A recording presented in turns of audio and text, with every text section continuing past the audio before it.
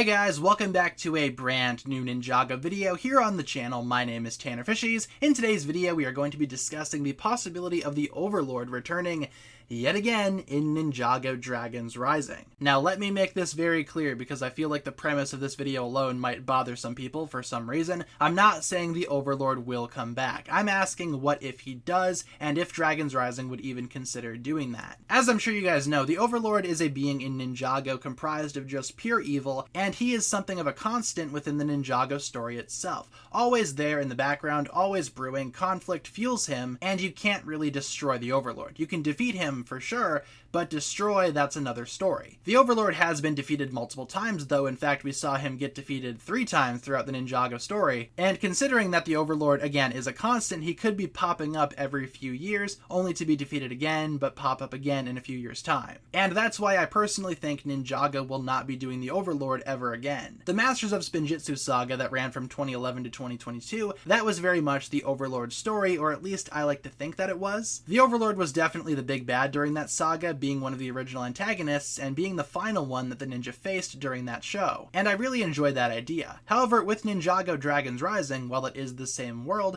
this is a new show altogether, with a new batch of characters and a new main antagonist. I think we have yet to meet this overarching antagonist. I doubt that it's going to be somebody like Lord Ras or Empress Beatrix. There's definitely somebody else pulling the strings behind the scenes here, but I doubt it's the Overlord. It could be somebody very similar to the Overlord, like an overarching big bad guy, but it's definitely not going to be the Overlord again. If anything, Dragons Rising will have its own Overlord, somebody who's always there in the background and somebody who will be faced in the final climactic battle for Ninjago. Like I said, story-wise, it does make sense for the Overlord to return again just because of his nature and what he actually is as a being, but with Dragons Rising, I feel like they will just kind of ignore that for the sake of telling a coherent story and not being repetitive. Also, following the merge, do those rules still work for the Overlord? Is he still constantly around, or is he just gone now? I'm sure they will explain that at some point in Dragons Rising, or maybe they won't. Honestly, it doesn't really matter. All I'm saying is that the Overlord will probably not be returning again in Ninjago Dragons Rising, and if he does, I would be genuinely surprised. I think we are building up to a new, more unique big bad guy. The Overlord doesn't really fit that bill. But of course, with that being said, that'll pretty much wrap it up for my thoughts here. Thank you so much for watching today's video. Leave a comment down below discussing what exactly you think about Ninjago Dragons Rising and the possibility of the Overlord coming back. Do you think Ninjago would do that? Why or why not? And of course, hopefully you guys enjoyed today's video. If you did, feel free to like and subscribe, do all that fun stuff, and I will talk to you guys again very, very soon.